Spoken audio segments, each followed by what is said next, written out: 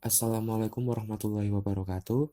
Perkenalkan kami dari kelompok 3 yang beranggotakan Afrilia Putri Permatasari NPM 64, Rizky Ahmad Effendi NPM 77, Dwi Ardianto NPM 79, Gilang Nur Iksan NPM 88, dan Ferdi Putra Darmawan NPM 89.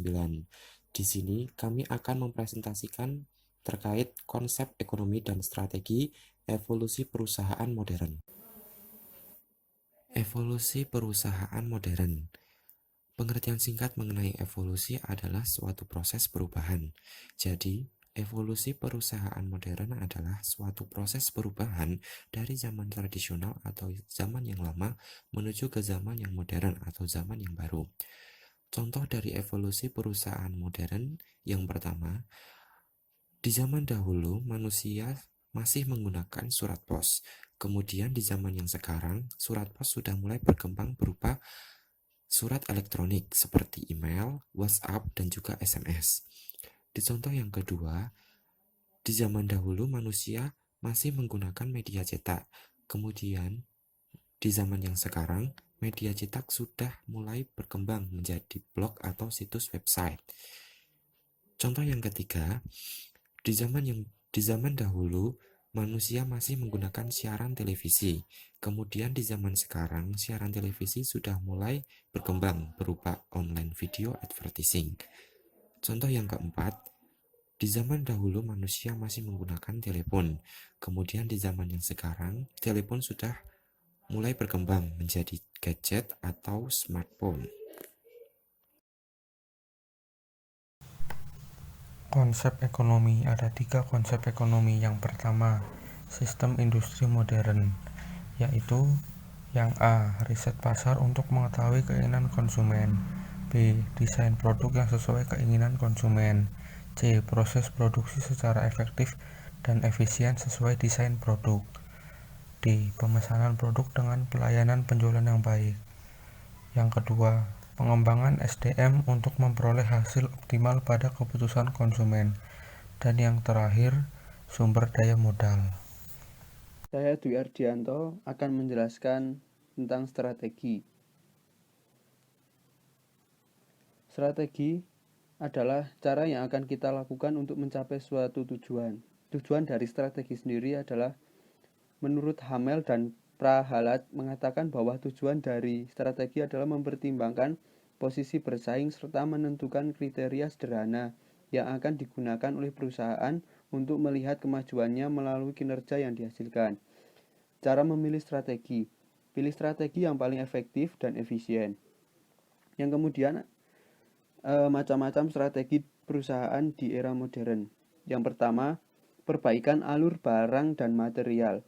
Bertujuan untuk mengurangi impor bahan baku dan berbagai komponen produksi pada industri. Selain dapat menghemat pembiayaan, pemanfaatan ini juga diharapkan dapat memacu sumber daya alam Indonesia agar bernilai lebih tinggi. Yang kedua, peningkatan kualitas sumber daya manusia. Perusahaan perlu mempersiapkan sumber daya manusia yang handal agar tetap mencapai kesuksesan. Karyawan sebaiknya didorong untuk terus belajar dan meningkatkan pengetahuannya mengenai teknologi. Karena tenaga kerja yang mampu mengaplikasikan dan mengontrol teknologi di masa kinilah yang mampu terus bergerak maju. Yang ketiga, penggunaan teknologi digital. Perusahaan harus mempunyai strategi untuk membangun fondasi, proses, dan sistem konektivitas IT yang cerdas.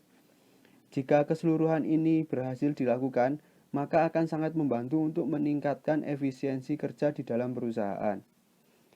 Yang keempat, harmonisasi aturan dan kebijakan. Diperlukan harmonisasi dalam pembuatan dan pengaplikasian aturan dan kebijakan tersebut agar tidak menjadi bumerang bagi perusahaan sendiri. Yang kelima, menarik minat investor asing. Kehadiran investor asing ini sangat membantu negara berkembang, seperti Indonesia, yang masih lebih sedikit penerapan teknologinya.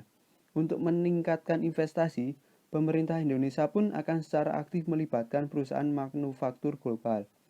Upaya ini diharapkan berpengaruh terhadap proses transformasi kegiatan ekonomi industri di Indonesia.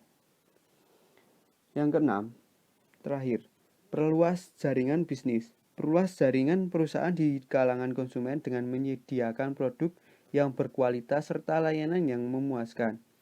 Perusahaan harus mampu menciptakan iklim inovasi tetap berjalan. Karena perusahaan yang terus berinovasi akan menemukan cara bagaimana agar terus relevan dan memimpin persaingan di era revolusi modern ini. Konsep ekonomi dari tahun ke tahun mengalami peningkatan. Contoh, di tahun 1840 transportasi sangatlah terbatas, seperti hanya ada kereta uap dan kuda. Sedangkan di tahun 1900 transportasi mulai berkembang, seperti sudah ada truk, mobil, dan kapal. Di tahun 1840, komunikasi sangatlah terbatas, sedangkan di tahun 1900 komunikasi mulai berkembang, seperti sudah adanya televisi, telegram, dan radio. Kemudian di tahun 1840, belum ada pesaing, dan keuangan memiliki resiko yang tinggi, sedangkan di tahun 1900, keuangan mulai terhitung efisiennya, dan mulai muncul seperti perbankan, akuntan. Kemudian di tahun 1840 lagi teknologi produksi masih sederhana, sedangkan di tahun 1900 teknologi produksi mulai muncul. Di zaman sekarang, di era teknologi yang sudah berkembang sangat cepat ini, semua bisa dilakukan dengan mudah oleh manusia. Seperti dalam hal transportasi yang dulunya hanya menggunakan kuda, kereta uap, dan lainnya yang memakan waktu yang lama, sekarang tergantikan oleh mesin-mesin canggih dan alat-alat transportasi yang bisa berjalan lebih cepat, mengangkut barang lebih banyak, dan lebih efisien. Sehingga proses perpindahan dari titik A ke B akan bisa dilakukan lebih mudah. Sarana prasarana modern. Sarana prasarana yang mendukung seperti mendukung moda transportasi, yaitu jalan-jalan yang sudah sangat layak dilalui, akan mengakibatkan proses transportasi menjadi lebih cepat. Dan juga sarana komunikasi sekarang juga sudah sangat berkembang. Yang dulunya kita hanya menggunakan media surat menyurat, sekarang semua bisa dilakukan melalui telepon genggam. Teknologi produksi yang lebih modern. Teknologi produksi dulunya hanya dikerjakan oleh manusia, tapi pada saat ini semua dilakukan oleh mesin, di mana proses produksi akan menjadi lebih cepat dan lebih efisien, sehingga membantu dalam hal perekonomian perusahaan. Ya, terakhir keuangan. Keuangan yang dulunya sangat beresiko dan sewaktu-waktu bisa mengalami sebuah masalah, sekarang sudah sangat berbeda.